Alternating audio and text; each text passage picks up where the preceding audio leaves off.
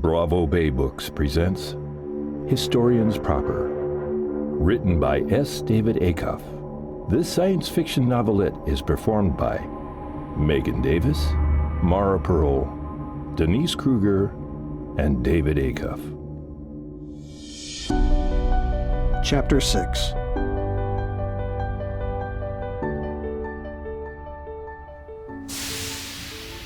Alex watched the Airbus move away from the docking platform.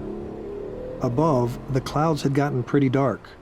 The landing pad intersected the West Holland building at the 264th floor, Alex guesstimated, looking over the handrail to the city depths far below. Alex checked the time, 13:20. Not bad. Cindy hadn't told him where to meet, so he walked right in the front door. On the outside, West Holland looked like any other stratoscaper in the new domain.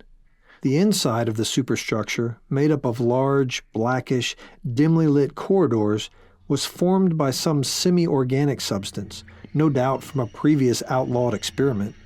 It gave the impression that this building was grown, not built. If that were true, the root system alone would take up... State your business. A raspy voice called out from nowhere. Alex looked around to pinpoint it and answered in no particular direction. I'm Alex Caldwyn with Online Securities. I have reason to believe your top secret time travel experiment is in jeopardy by a terrorist faction known as the Journeymen. A series of bright lights flashed all around him in random pattern, but as quickly as he brought up his hand to shield from the strobes, it was over. Your records are correct. Alex Caldwyn. Permission granted to retain your weapon. Proceed to the turbo lift. Alex blinked away the spots in his eyes as they readjusted to the low light. Where there was an empty hall before, a large, beastly man stood with arms folded in front of him. The darkness hid most of his features, which was probably a good thing. He turned and walked away. Alex followed, looking for signs of where he had come from. There were none. Eventually, the stranger walked past a rift in the wall, stopped, and turned around again. A light came on from inside the rift, and Alex got a good look at the thing before him. Could it even be a man? Alex recognized no less than 5 different animals in the face of this one, but the luminescent eyes told him he was a hybrid of machine and animal. This man-cat-robot thing gestured, and Alex quickly stepped into the turbolift. He was relieved when the chamber began to move downward and the creature stayed behind. The smooth descent seemed to take a long time. Alex took out his gun, clipped off the safety, powered up barrel 1, and replaced it. Whatever else happened, at least it was active. It was much brighter when the door opened, and there were 3 man-cat-robot things blocking his way. A thin, bespectacled man with slicked-back hair stepped around them and greeted Alex formally. He then turned and indicated the security team. You must excuse the Cronin safety measures. We take no chances. No offense, but I preferred upstairs security to this. Alex grimaced at the hideous aberrations. Yes, the man said. But you forced our hand when you activated your weapon, so it's your choice. Alex patted his jacket. This is my insurance policy. I'd like to get out of here alive, especially since your security's a bear. Not all bear, of course. The man continued with a wry smile. We added lion, hawk, rhino, and viper as well. Quite a force to have on our side. Yeah, now I can cancel my trip to the zoo, he muttered under his breath.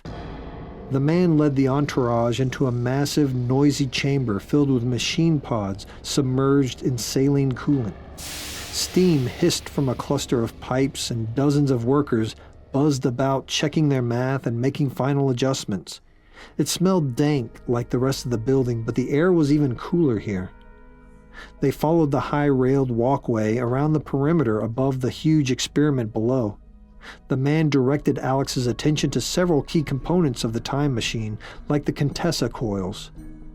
Alex surprised him by asking some very educated questions about power supplies, space-time theory, and other master-level physics. For a classified project, you sure do know quite a bit, the doctor admitted. Unfortunately for you, Alex continued to take mental notes of the layout. the saboteurs will know even more than I do. It paid to have studied 6 others in previous time streams. This one was most similar to Time 7 version, only larger, not quite as energy efficient. But it would do nicely. The man led them into a chamber off to the side that was divided from the main room by a wall of shielded glass. Some sort of audience box. It sort of resembled Alex's office at Online. Some of the workers in there were real, some were hollow projections, conferencing in for the demo. Alex checked his watch again. Don't worry, The doctor observed. our team of specialists will be here momentarily. They've been sent down from headquarters to administer the test personally. Headquarters? Alex asked. Generex Prime. The man snapped his fingers, and Alex's arms were bound by 2 of the beasts flanking him. Alex struggled, but their phenomenal strength made movement very painful. Another guard pulled the gun from his holster and stood off to the side. Yes, Mr. Caldwyn. The doctor chided, removing his glasses. We know all about the saboteur. We know all about your plans to wreck our time travel experiment.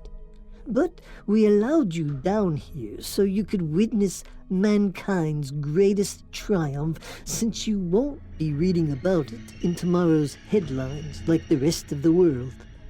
What are you talking about? I'm not the saboteur. A booming voice startled him. Give up the charade, Alex Krueger. Harris spoke, materializing in front of them. Half of his face had a hideous fresh scar. The energy field from the time machine disrupted his hollow projection as he spoke. We've been watching you for a long time. Matter of fact, I told the good doctor to be expecting you. Machine Raven. Right, Alex? Where's Cindy? Oh, she's been taken care of. Harris smiled. Geslavel Harris. In blithen can spir off links. A firmly placed fist to the stomach stopped his Lactani tirade and doubled him over. The creature that had administered the blow at Harris's nod stood at attention again. The side door whisked open and in strolled 12 operatives in blue bodysuits with Class 3 shielding and headgear with opaque safety visors that hid their faces. Oh, the specialists. The doctor beamed. Yes, Harris responded. punctual as promised. You may begin the testing, Doctor. The doctor spoke through an intercom and the workers on the floor scrambled free of the machinery. The area was quickly cleared as the specialists made their way down to Ground Zero. They spread out and began final preparations on the time machine. Alex watched closely, trying to block out the fire in his belly. Harris hummed proudly, rocking back and forth from heel to toe. The doctor stepped up beside him. I've been waiting for this day for a long time. The doctor gushed. As have I. Harris replied evenly and nodded to a guard. The thing leveled Alex's 413 and fired a point-blank shot into the doctor's back. The impact made a mess of the good doctor, but the particles never even reached the windows as they dissolved into 1,000 glowing subatomic embers. The doctor didn't even have time to scream. Alex watched horrified. Harris moved to the intercom. Phase 1 is complete. All specialists, finish your task and report back immediately. I will charge up the power grid in 30 seconds. Harris turned back to Alex. Oh, don't look so glum, Alex. This is what the Pentateuch swore by in Time 5, remember? To destroy those who tamper with time, to preserve a life stream at all costs. Stop me if I'm wrong. I intend to, Alex swore evenly. even if I have to rebuild this whole damn thing myself. He broke off as the specialists began to return one by one. Harris waved aside the comment and swiped in a code at the console. On the floor, giant cylinders rolled into position and blue lights from the time capsule illuminated the whole area. Harris looked up again. Have we got everyone here? He frowned as he noticed only 7 of the 12 were present. Wait, where are the others? He growled. The specialist who came in last took off the protective helmet. I took care of them. Cindy answered coolly. And I did a better job than your Blamans did for me. Before anyone could respond, she whipped out a snub-nosed Dagon 5 and made a mess of the guard closest to her. Only her blaster didn't clean up as nicely. The guards on either side of Alex growled and crouched low into attack positions. They sprang at the 6 specialists, and Alex took the opportunity to hammer the 3rd guard, the one who had gut-punched him earlier. Palming his auger, he rolled to his feet and let go both barrels at the beast springing towards Cindy. She turned in time to see hundreds of lucent powder grains disintegrate past her. An electronic shockwave lit up the room momentarily, throwing everyone on the ground except Harris. He walked among the stunned bodies and collected the weapons. Alex came to first and shook it off, groggy. He scanned the room to gather his bearings. A valiant effort, Alex Kerr, Harris said. Alex spat. Why don't you get on with it? All in good time. First, we have to wait until the power grid is at full capacity. Then, I will spill the nitroplasm into the conduits. If the Journeymen have tempered correctly, then by tomorrow morning this whole enterprise will be nothing more than a line item on our insurance claim. Kaboom! Harris frisked the Journeyman closest to him and pulled out the electronic fob that he plugged into the console. Alex still couldn't feel his legs. Off to his side, Cindy began to stir. He helped her into a sitting position. Aw, Cindy. Harris smiled at her. Glad you could join us for the funeral. Yours, of course. Harris chucked a few more gauges and then announced, Is everyone ready?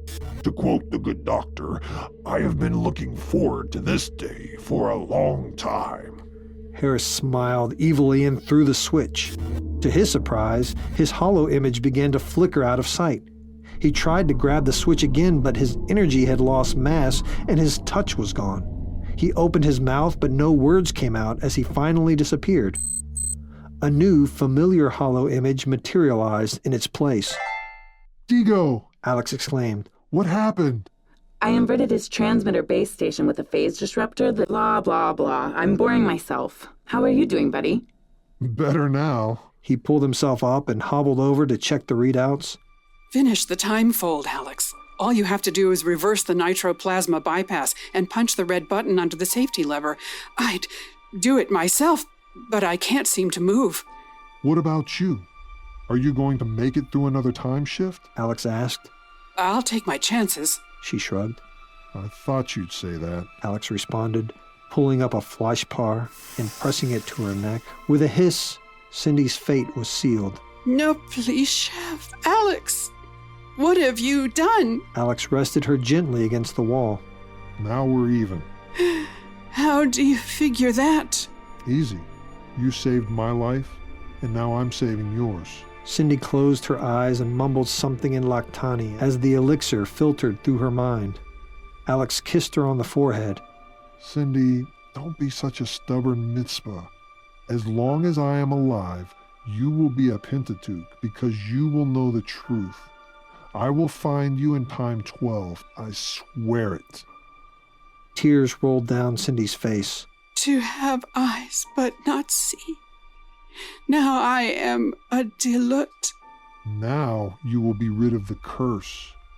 Alex pulled himself over to the console, flipped up the safety latch, and pressed the button. Sliding back beside Cindy, he pulled her close to him as the turbines surged. Verquotieth Alex Kier. Verquotieth Tura, Cindy Kerr, he answered. See you on the other side, boss. Dee said. I'm not sure that's how this works. Alex said. We'll see. Digo winked. Alex fished a coin out of his pocket and set it on the floor beside them. It was the hollow projector. Whatever else happened, Valerie would live. He activated the image and said softly, Verquoshes Tura, Valerie Kur. A distant rumbling could be felt all across the new domain and around the world. To the Journeymen, a familiar rumble. The future, like a white wall, stretched out across the horizon, advancing steadily forward.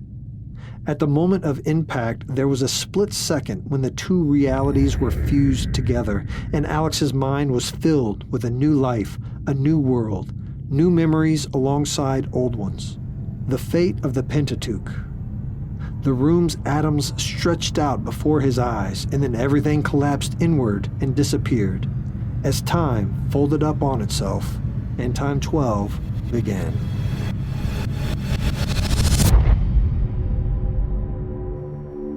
This production of Historians Proper has been brought to you by the mad scientists at BravoBay Books.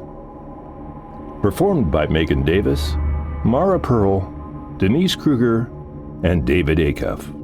Engineering recording credits by William Bercuda at After Hours Recording Company. To find out more about the author, his other books, and productions, visit davidacuff.com. Thanks for listening.